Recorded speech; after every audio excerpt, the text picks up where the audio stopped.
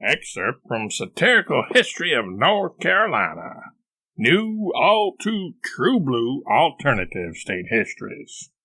1524. Giovanni de Verrazzano at Cape Fear.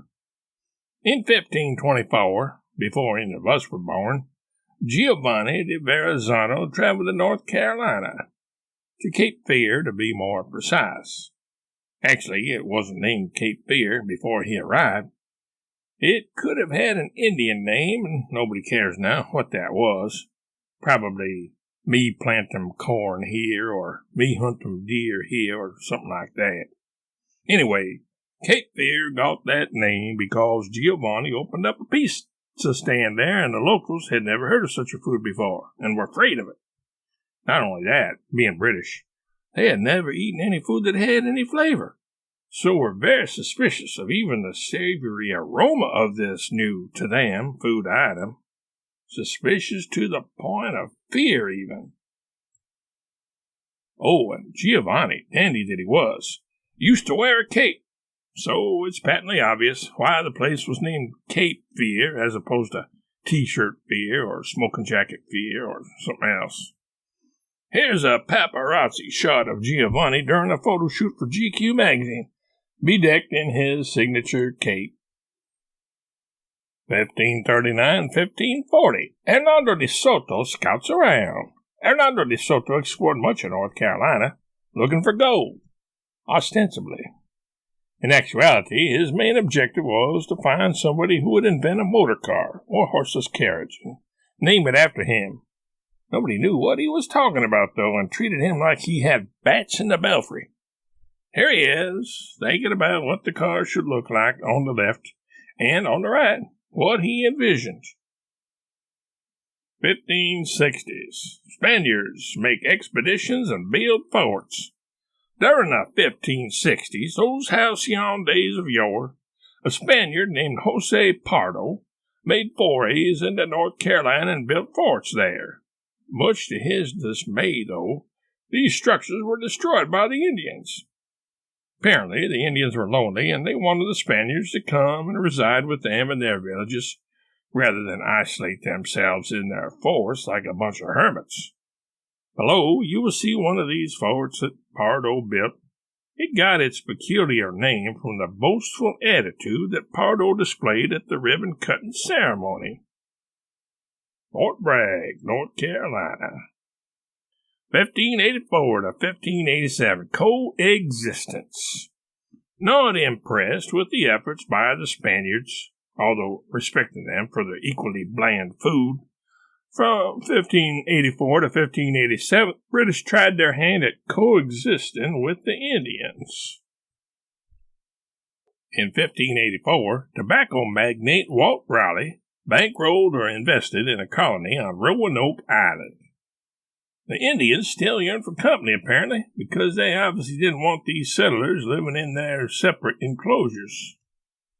When a resupply ship arrived to deliver the goods they craved from their ancestral home across the sea, tea, crumpets, back numbers of the London Times, the colonists were nowhere to be found. Doubtless they had been assimilated by the ultra-hospitable Croatan tribe that lived in the next village over. In 1587, another group, led by John White, ancestor of Betty, arrived with around 140 new colonists. To make friends with the Indians, they built a casino on the island and invited them to come spend their wampum there. Here it is.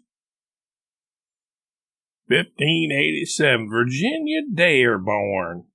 The summer of 1587 marked the first birth of a child in the United States to English parents. Eleanor Rigby White Dare did the hard part by giving birth to her daughter, Virginia Dare. The illustrious baby was given this particular and peculiar name because some goofy people thought that North Carolina was Virginia at the time. Also, because some of the other women folk there, afraid of giving birth in the wilderness among savages, as they put it, had dared Eleanor to get pregnant. Had their geography been better, the child's name would have been North Carolina Dare, or Had the baby been conceived without the added impetus of fear-driven challenges, perhaps North Carolina, pleasant surprise. Oh, and by the way, no, Virginia, there is no Santa Claus. Here's a cute panorama, quadruple exposure, to bring out the colors better, of Virginia Dare being hand-fed some soup by a gang member. The skull cap and goatee are dead giveaways as to his affiliation. 1590, Croatoan skedaddling. In the summer of 1590, John White, after a vacation in England, arrived back in Roanoke to find that the settlers had all obsquatulated, skedaddled. He discovered the word Croatoan carved into a tree. This wasn't totally baffling because he had left instructions to those in charge during his absence about this. Specifically, if the colonists were for any reason to leave the fort, they should carve their destination on a tree, and they should add a Maltese cross to their carving if the reason for their departure was due to attack. What was the fate of the lost colony? Did they move in with some neighborhood Indians? Were they under attack, but didn't have time to add the Maltese cross? Did they forget that detail? Or were they perhaps abducted by Martians or Capaxites who wanted to perform experiments on them, such as, how can a people eat such bland food and survive? The old tobacco fiend Walter Raleigh finally sent a search party in 1602 to look for the lost colonists. 12 years later, a little lax, wouldn't you say? Here's White and some of his cronies as they discover the artistic wood carving. By the way, Maltese cross is a drawing of a cross made by somebody who has imbibed so much malt beer that it no longer looks like a cross. 1711 to 1713, Tuscaroras unable to persevere. In the early part of the 18th century, between 1711 and 1713 for the chronologically picky, hostilities between the British settlers and the Tuscarora Indians broke out. These former were named as they were because they wore elephant tusks protruding from their headdresses and roared like lions when going into battle. The roaring business worked as it scared the colonists out of what wits they had, but the tusks, being somewhat heavy, impeded the Indians' agility. This destabilization caused the Indians to topple over due to top heaviness. The upshot was that they were defeated by the less encumbered European settlers. Once they learned their lesson, the Tuscaroras toned down their headdresses to be light as a feather, or a few feathers, as you can see in the picture below. The subject is mentally kicking himself over the lost opportunity caused by their belated fashion upgrade, thinking, if only we had worn this kind of hat when we skirmished with those dad-burned British. 1861 to 1865, Civil War. When the North Carolinians heard about the ruckus at Fort Sumter in South Carolina, they wondered if the Yankees would ever confuse North Carolina for South Carolina and mistakenly invade them.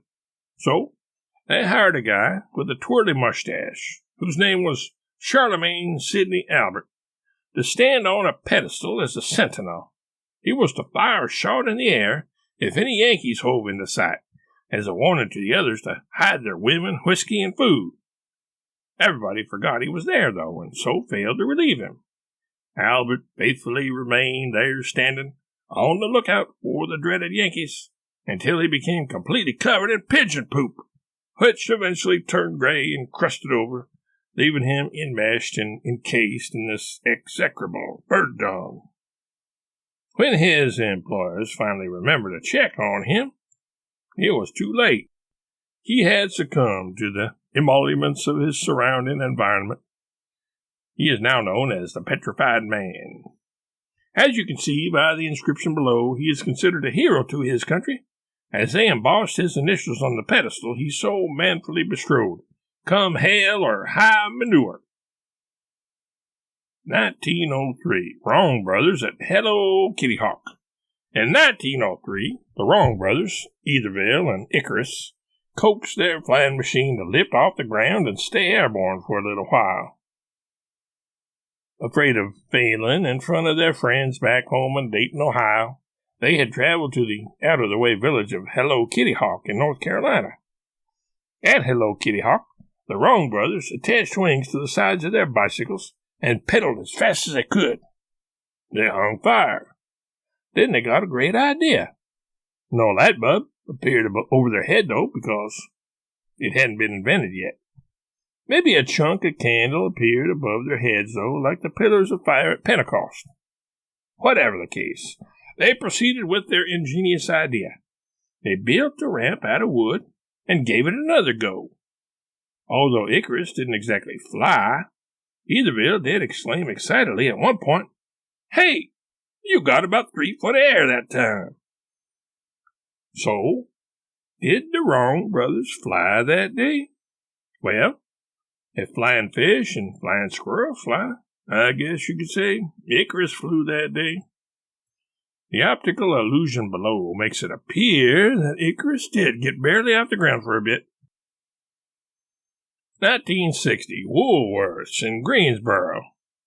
In 1960, some crazy teenagers decided to start a new fad. They went to Woolworths in Greensboro and just sat around all day. When asked for their order, they declined to order anything.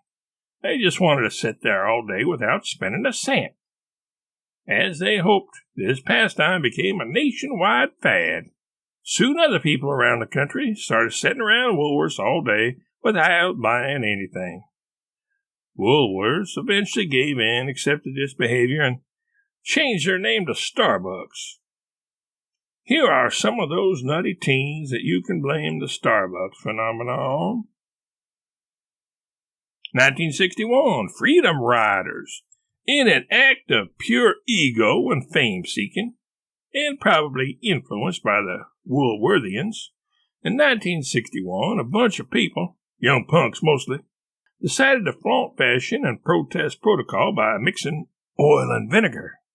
They were arrested for violating segregation laws and were sentenced to work 22 days on the green chain crew at the local lumber mill without pay. As a warning to others, the driver's license photos of these crazy kids were displayed on bulletin boards. 1960 to 1968, Andy Griffith Show. The Andy Griffith Show was set in Mayberry, North Carolina, not far from Raleigh, Mount Airy, and Pilot Mountain. Mount Pilot in the show. It was an utter failure, entertaining nobody, and thus was immediately canceled after about a decade.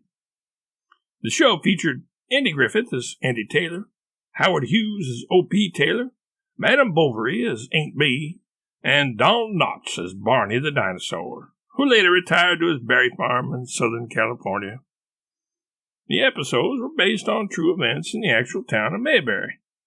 The following lantern slides majestically depict some of these historical occurrences as they were portrayed on the show. On the left, Andy samples some moonshine to make sure it's up to snuff. In the middle, Andy tries to interest Barney in animals of more recent vintage and smaller than dinosaurs. On the right, Andy reminds O.P., who was a senior in high school at the time, to drive safely on his way to school. In another episode, Barney is forced to arrest many of the leading citizens during Andy's absence, due to their having jaywalked. You can see Aunt Bee staring pleadingly up at Barney as he refuses to unjail them. Andy commends Barney for his diligence and strict application of the law, and promises him a promotion.